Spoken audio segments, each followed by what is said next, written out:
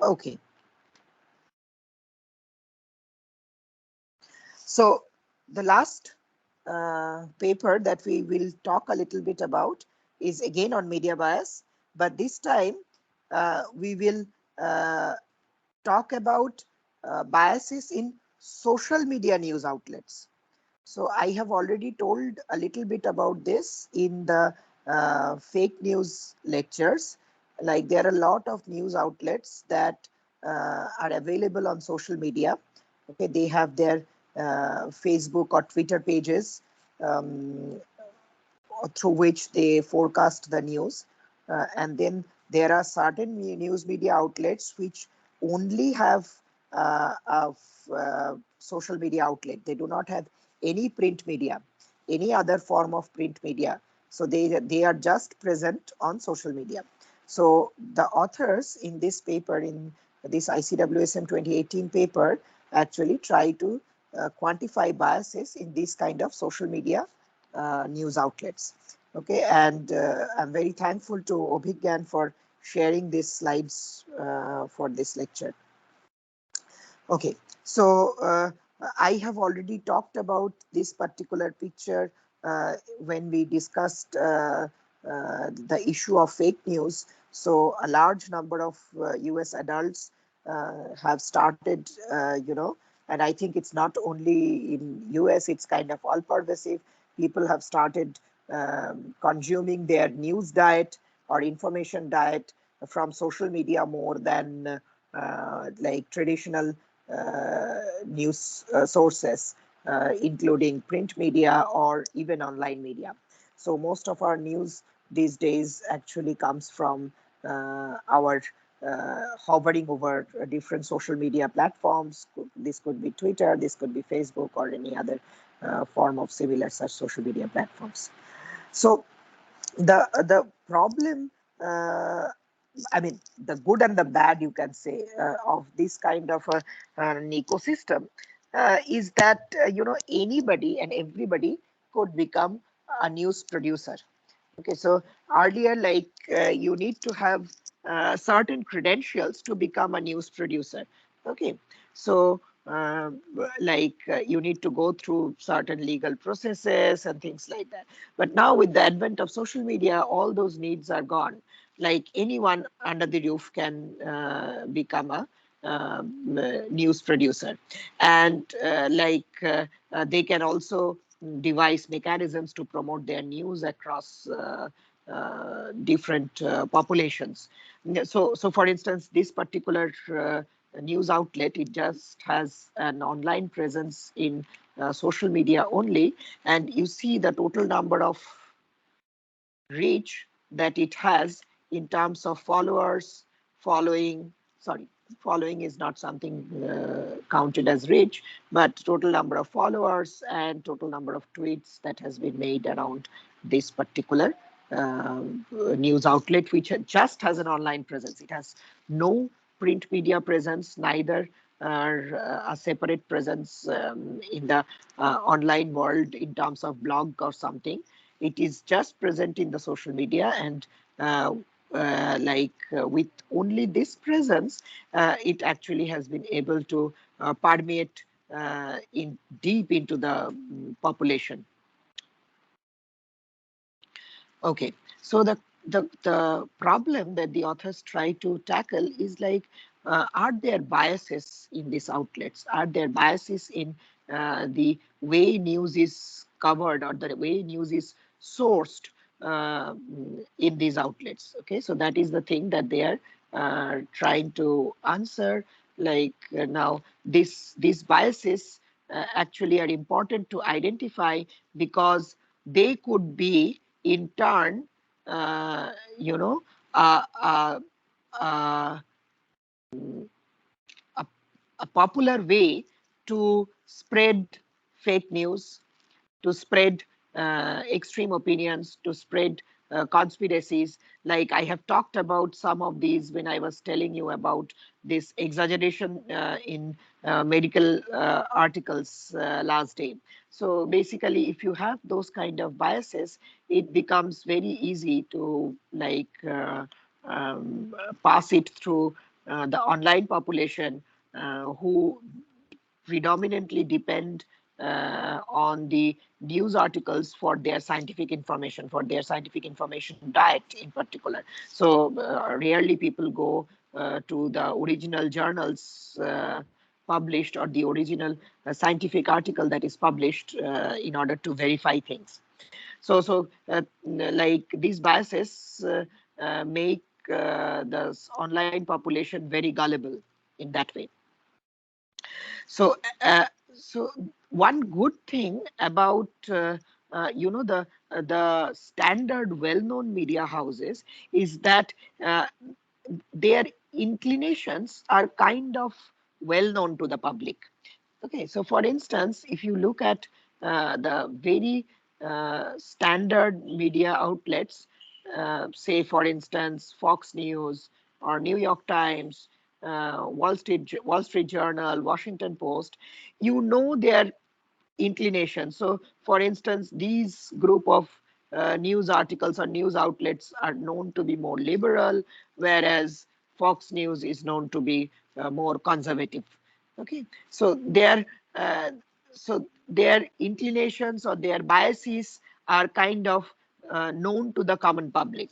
So if you are reading a particular article, say from Fox News, or you are reading an article from New York Times, if there is a certain bent of thoughts towards certain ideologies, then you get to understand like why those bent of thoughts have been reflected. Okay, because you know the overall biases of these media outlets.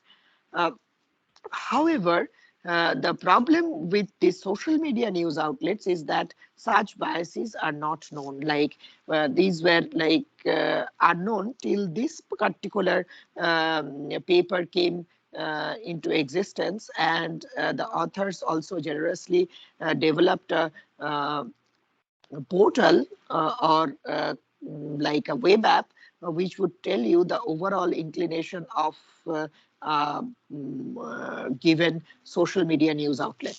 Okay, so now the problem here, so in dealing with social media news outlets, as you can well understand, is that there are more than, I mean, way more number of outlets compared to the traditional media outlets.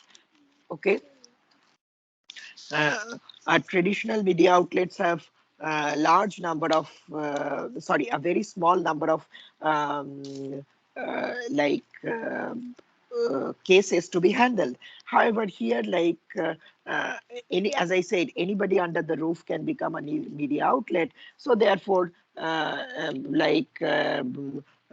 number of such social media news outlets could be like, you know, really, really huge. And um, further, they are, uh, as I said, these are not like, many of these are not registered media houses. So therefore, they could come under different categories. So they could come under news, uh, company, they could come under newspaper, they could come under magazine, they could come under broadcasting and media production company, and publisher. So hundreds of different categories under which they could come. Okay, they could be classified. So you see that there are at least two very intriguing challenges. One is that uh, these, like their sheer number is very, very large. They do not, many of them do not have an offline presence. And then they could come, or they could get themselves like known under different heads, starting from simple newspaper to publisher to magazine to like anything, any term related to news and media. Okay, and before this paper was published, there was no one which like had a systematic way to monitor the biases in such social media news outlets. Now, what did the authors do? So the authors like wanted to study the and quantify the biases of the news outlets in this in different social media platforms. I mean, in particular, one social media platform at a large scale. Okay, and their idea was very interesting. they try to quantify this bias, or they quantify the bias of the publisher based on their intended audience. So basically what they are telling is that one can quantify the bias of a news outlet by looking at the ideologies of the intended audience of those, or of that news outlet.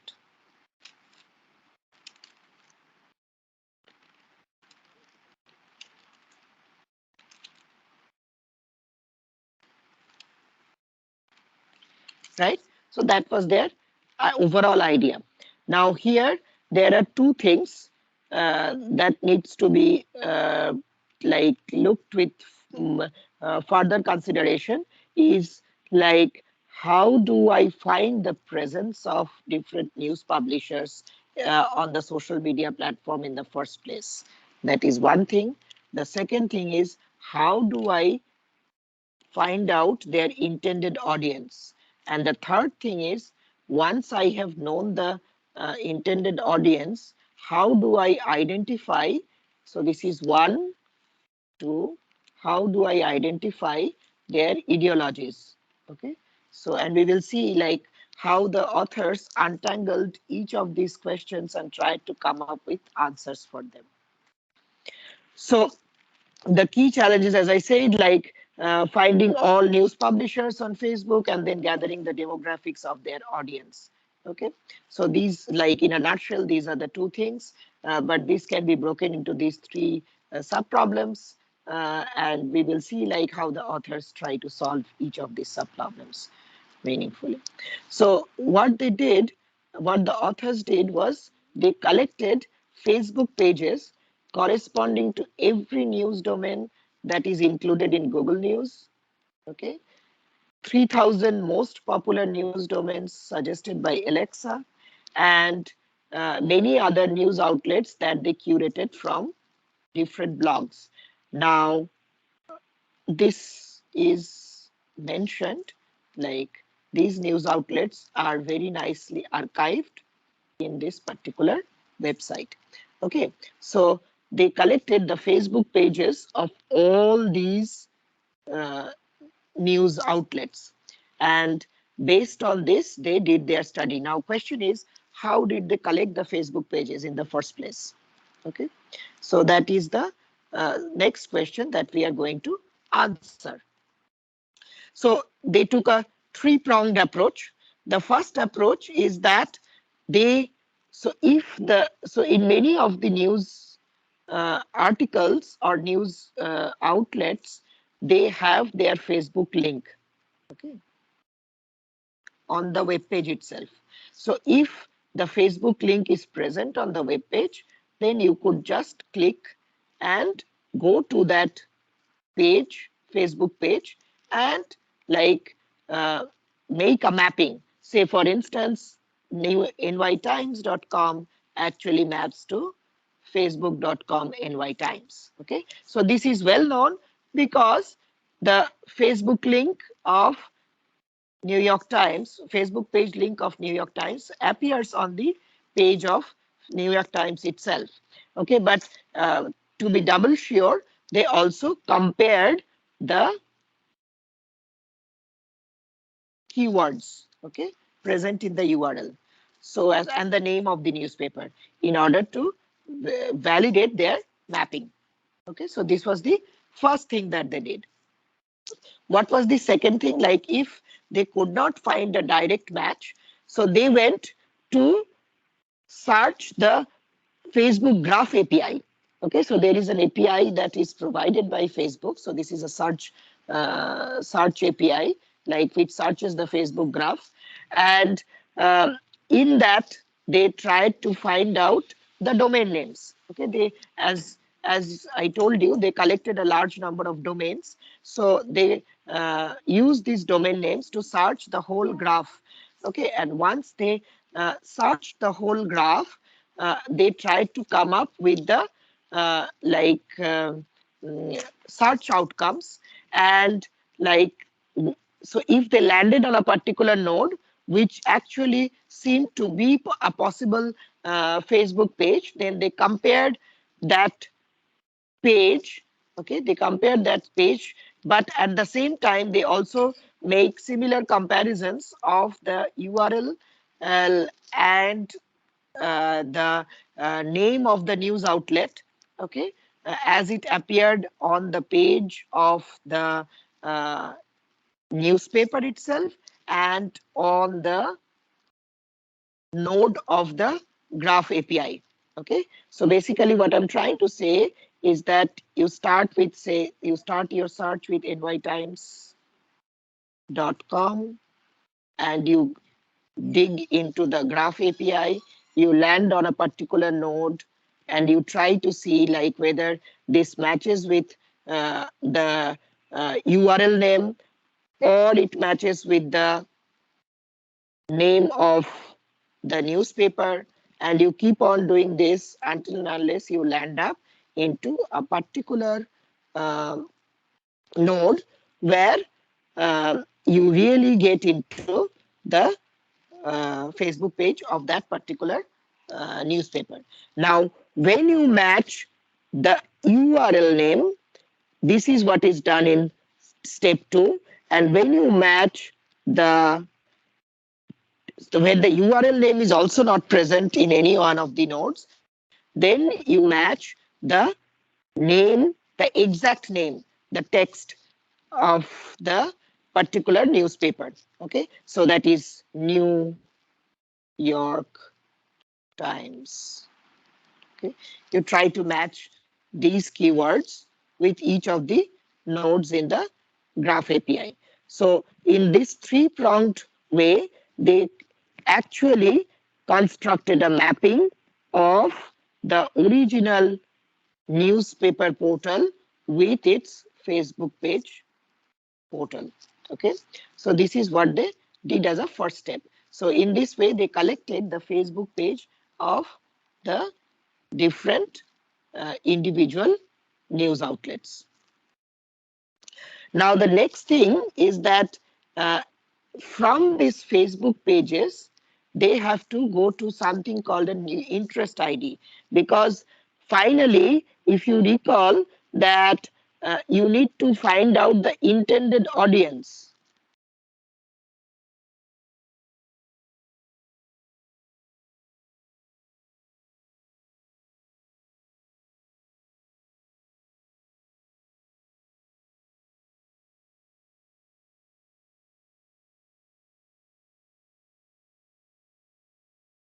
Right? And this intended audience will have in their interest profile, they will have certain things of interest. Okay, and this interest has to match with this interest. Then only we can say that this Facebook page is of interest of this intended audience. Okay, so therefore you cannot just directly search the audience of the Facebook page. You have to map this Facebook page to the interest ID, and through this interest ID, you will map it to the intended audience.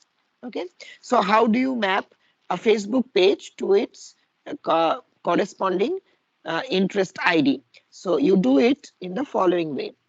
Okay, so basically,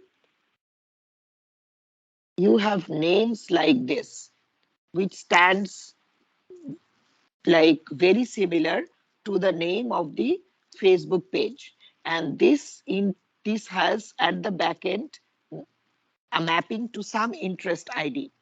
Okay, so you gather the through a API search, through this Facebook marketing API search. Okay, so there is this Facebook marketing API. the authors actually use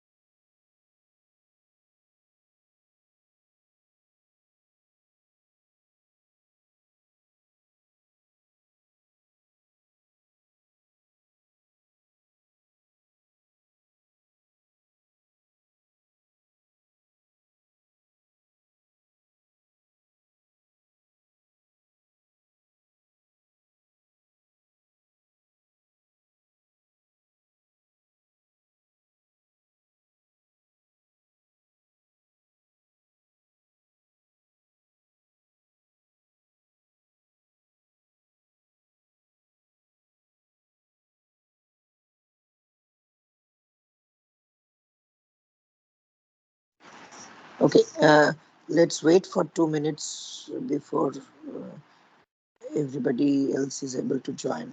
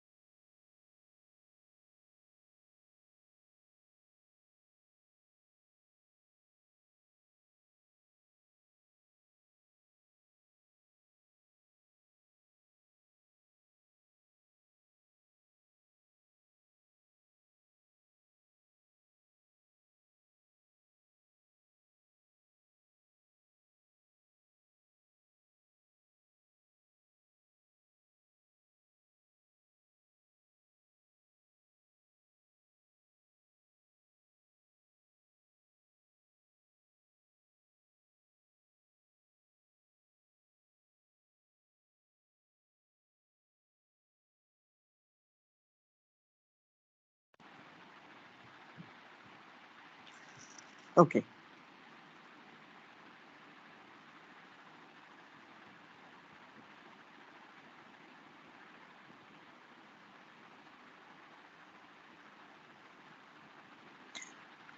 let us start back.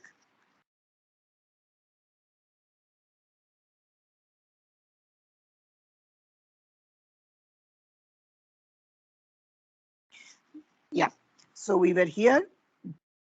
So, as I said, that the authors tried to identify the interest ID corresponding to each Facebook page using the Facebook Marketing API. So, they registered into the Facebook Marketing API, and from there, they tried to identify the um, Facebook page to interest ID mapping, because like we need this interest ID further to map to the target audience. Okay, so so there are these API calls that once you register for the marketing API, you have the like uh, uh, access to these API calls by which you can by the Facebook page name, and the corresponding interest ID is returned back to you. So this interest ID is actually the most important ingredient for the rest of the analysis.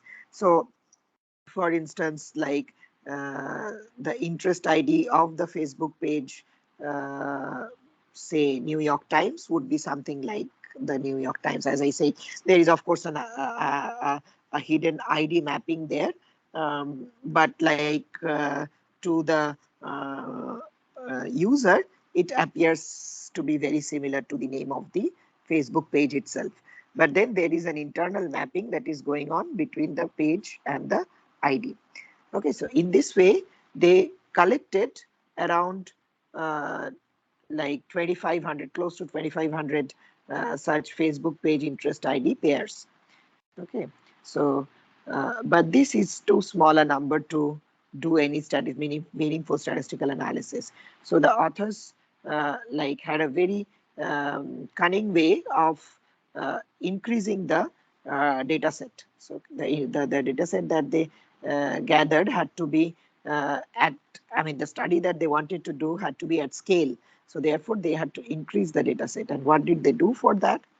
So now where they went on and they uh, selected a particular interest ID from this 2466 for each of these 2466 interest ID that they have gathered. They started to expand this. How? Now they, for every such interest ID, okay, the uh, Facebook marketing API actually returns back a set of recommendations. Okay, so from any one of the interest ID, if you should pick up, say in this case, the example is New York Times. The moment you pick up New York Times, the following set of recommendations actually come up, and these are all also interest IDs. Okay, so this New York Times is an interest ID, and uh, as soon as you select this, a bunch of other interest IDs actually pop up automatically in the Facebook marketing API, and these can be used a proxy, used as a proxy to increase the data set. So the authors did a BFS kind of an approach. So it's basically a crawling of the recommendations that appear uh, for each of these 2466 interest IDs. So for every interest ID, they will have a bunch of recommendations and they will just collect them. Okay, and then again, these recommendations, so this will be again popped back into the set, and then these recommendations will also um, have have their own interest ID, so that is known to you now. Now with these interest IDs, you can again make a search that will again give a bunch of recommendations, and so this is like a BFS thing that is going on. Okay, and you go up to a particular depth, just like you do in crawling, in a standard crawling procedure, and in this way you collect a sizable volume of the data. So again, to repeat, so you start with this seed set of 2466 interest IDs. From each of them, you have a list of recommendations curated. Now from each of the recommendation list, uh, so each of the entries in the recommendation lists are again an interest ID. From those interest ID, you can again initiate a search, and then this will give you another set of recommendations, and you can keep on doing this up to a particular depth. So in this way, you have a nice way to expand your list of Facebook page interest ID pair. Now the authors got a total of 2,000 such pairs. Okay, so now they only kept those pairs which are categorized under one of the following topics. Okay, it could be newspaper, it could be magazine, it could be journalist, broadcasting, media production, etc. Okay, so this has to be related, some way related to news or journalism. So that actually downscaled the data from 240K to 20K, roughly 20K plus Facebook page interest ID pair. Now this is a sizable number to do their experiments. Okay, so now they will try to, so this is the first page. You have the Facebook page interest ID pair. Now through these interest IDs, you have to reach the audience. Okay, so this is roughly a distribution of the um, Facebook page interest ID pairs that they got under different categories. As I said, like it could be magazine, newspaper, journalist, etc., etc. Now, what you see is that the number of such pairs in the journalist category are low. But then, like some of the people who have been like curated, or whose Facebook page interest ID pair have been curated, those people actually seem to be highly popular.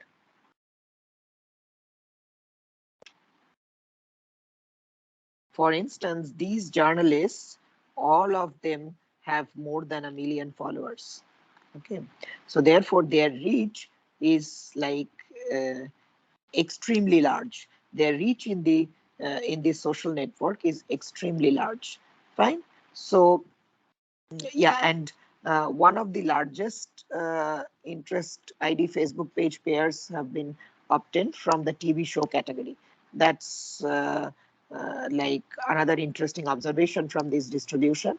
But then I like what the authors also thought, and that is why they like pointed out this in particular, is that although the curated number of journalist Facebook pages is small, but then this has a very large reach. Okay. Okay. So now you have to kind of gather the audience demographic. Now, what do you do to do that? So if you recall, this platform or this snapshot looks very similar to something that I had shown you in the ad delivery paper. Okay, so here also you find out like uh, given an interest ID, if you select a particular interest ID, then what is the overall reach? Okay, so this is the total population that actually has this particular interest ID in their uh, profiles. Okay, so and this is predominantly an US based demographic. So they have chosen United States as the like the geography for which they are studying. They set the New York Times as the interest ID because now you have the Facebook page interest ID mapping. So you know that this interest ID corresponds to this Facebook page, which is of New York Times. And then now you know that New York Times has an overall reach of these many users in the uh, Facebook population. Okay, this is the total number of users who are interested in New York Times. So this is a mapping that you have constructed from the news page to the interested audience through this interest ID. And this you can actually subset on a particular geography, on a particular age group, okay, and also on other demographics like gender, etc. So this is how the authors collected uh, I mean the demographic statistics for the different 20,000 pairs that they curated in the first place. Okay.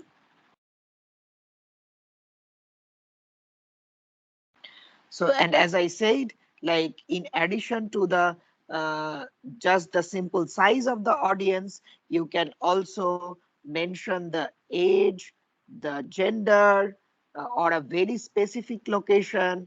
Okay, within United States also you can actually boil down to certain specific locations, and you are returned back with the audience size.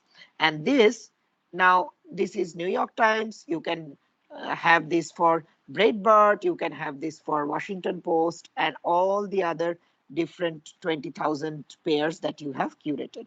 So in this way, the authors collected the intended audience for all the newspaper articles or social media news outlets in their data set. Okay. So now there is one more very interesting thing that this API provides you with. So this, in addition to telling you the, to allowing you the age group, to subset on age group, to subset on gender, to subset on a particular location in the United States, it also allows you to subset on US politics. Okay, if you can see here. Okay, so those users who are very liberal, okay, you can also subset based on them. So see how many subsets are possible: male, female, age group, location, and political inclination.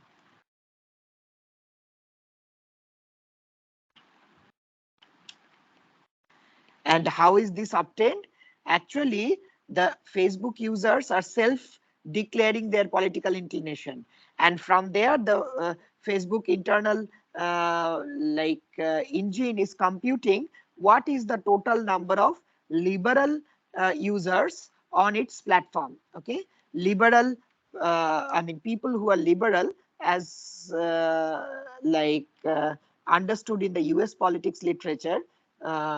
So how many such people are there on the Facebook social media? Okay, so that is account that Facebook is getting from the self-declaration of all those people who have declared themselves to be very liberal. Okay, similarly, like people have different political inclinations, and one can actually subset out the number of, or the total population in Facebook, which are very liberal, moderate, conservative, very conservative. Okay, so this marketing API actually gives you an exposure to a huge quantity of very interesting data. Okay, so not only can you subset them based on the simple attributes of age and gender, but also you can subset them on such nuanced attributes like the political leaning. Okay? And from this, the authors actually came up with the total self-declared population of political leaning. Okay, and the distribution is like this. So seems like a majority of the population is like liberal, very liberal, followed by liberal, followed by moderate and conservative and very conservative. But it might well be the case that many people who belong to this group do not disclose or do not self-disclose their political inclination, so you get lesser numbers. So therefore, it's always advisable to present every result as in fractional terms or in percentage terms. Okay, so now we can further see that you have like different attributes based on which you can, get your data. You have attributes like gender, male, female. You have attributes like racial affinity. You have attributes like age. You have attributes like national identity, income, and political leaning. So all of these demographic properties are hidden in this marketing API. And once you register to this marketing API, you get to know all this information and the breakup of the population like according to all these different demographic properties. So now they start off with studying the different demographic properties of the different news articles or the news outlets. So starting with the Facebook page of Fox News, which maps to the interest ID of Fox News.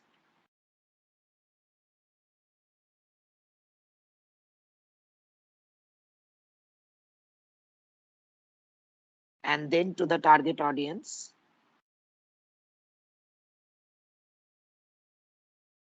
Now, this target audience, if you look at their political leaning, so say the target audience is total 100%, okay? Out of that, what you observe is that a large proportion of them are conservative. And this is also known from the journalistic literature that people who are interested in Fox News are typically highly conservative, and there are very less number of people who are liberal. Okay, so this actually corroborates the already established fact in the journalistic literature. But then there are more interesting cases like Breitbart. So this is like um, uh, a news outlet which seems to be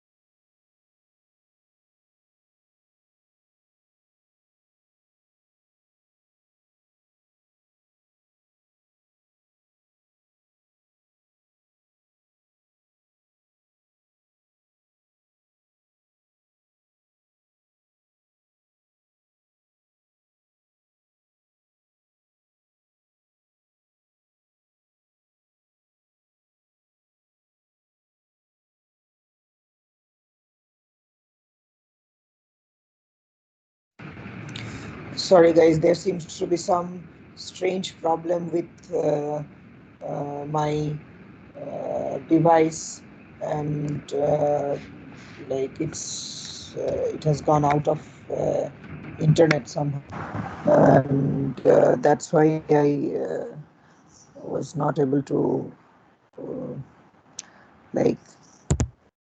So okay, so let's see if it works, and then we will try to see if it works from my back.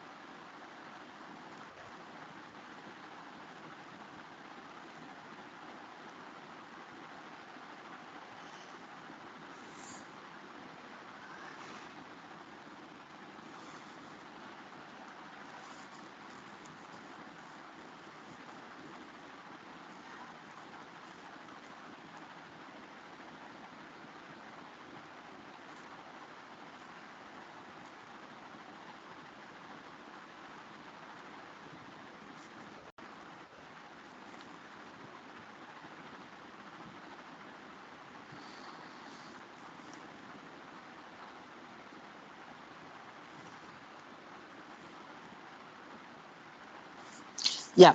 So I was here. I'll quickly finish, like bothering you a lot today. So, like what I was telling was that they gave some, standard scores to each of these items, like very liberal, liberal, uh, and things like that. Um, and they gave some like uh, Likert scores to each of them, and according to their score, like a media outlet which has higher bias toward conservative issues will tend to have a higher score. So, and based on this, they tried to compute the bias score of New York Times. It comes out to be negative 0.569, which tells you that it is a liberal, like news outlet.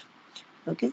So, and similarly, like as we have seen, there were many demographic properties like gender, age group, racial affinity, political leaning, income level. All of these could uh, be potentially studied. So what do they do?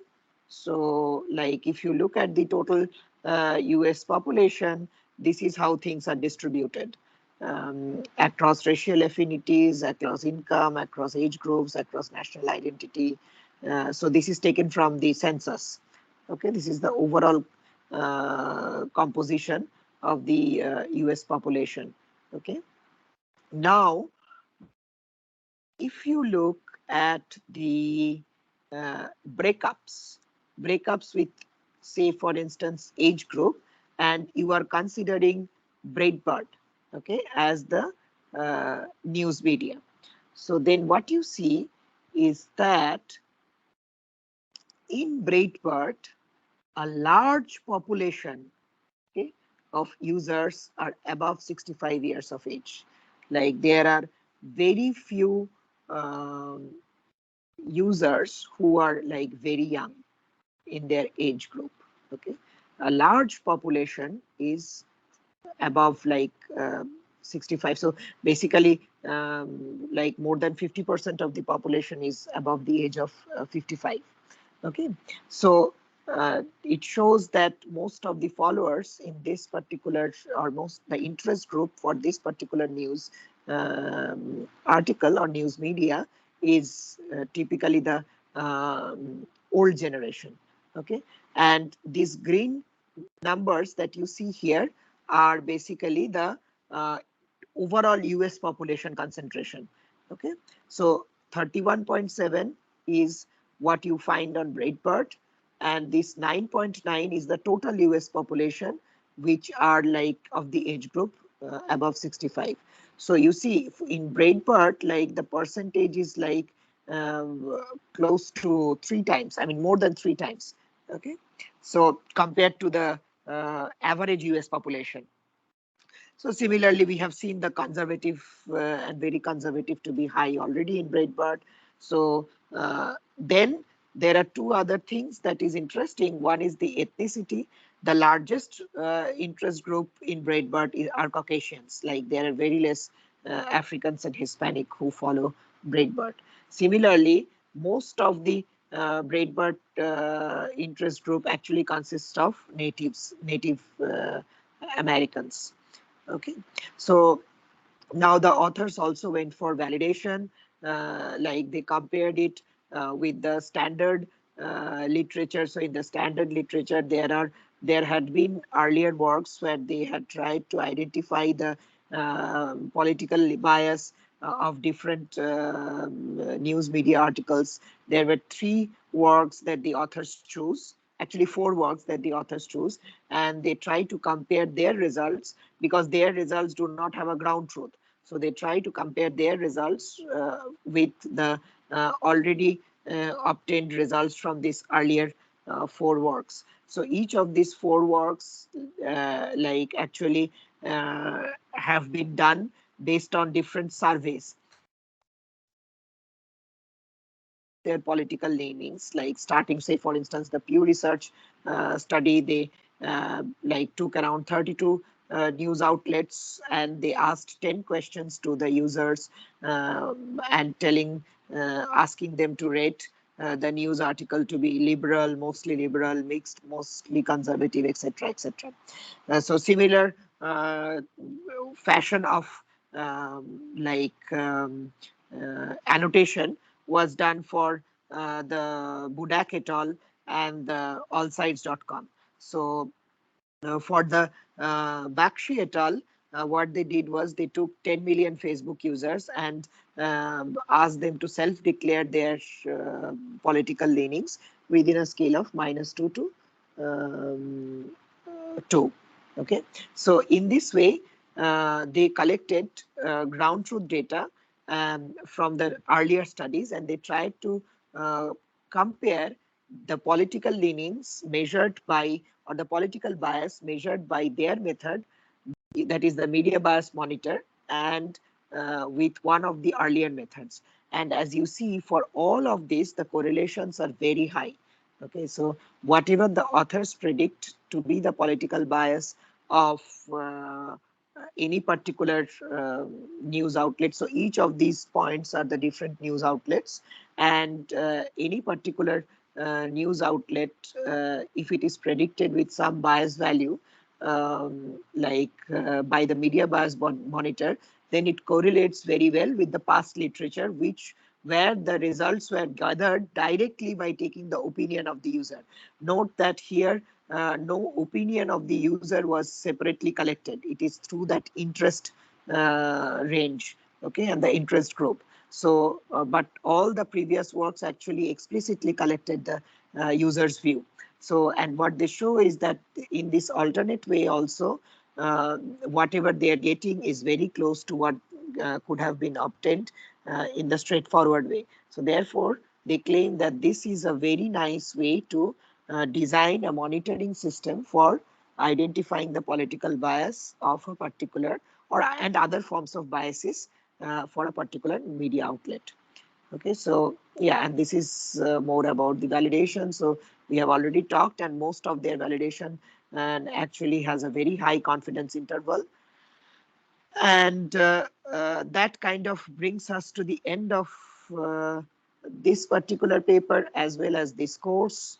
Hopefully, like we have been able to discuss something meaningful in the course, and I hope some of these will uh, come handy when you guys like go for higher studies or in research or are placed in the industry, because these days industries are like becoming more and more aware of the ethical issues, of the legal implications of not adhering to ethics and moral standards. And therefore, like as uh,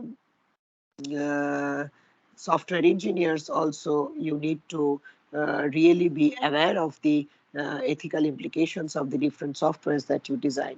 And so hopefully this course have done at least some justice to that scope of yours. And with this, I would like to end this lecture as well as the course. So we have 1 minute. If you have any comments, please feel free to share.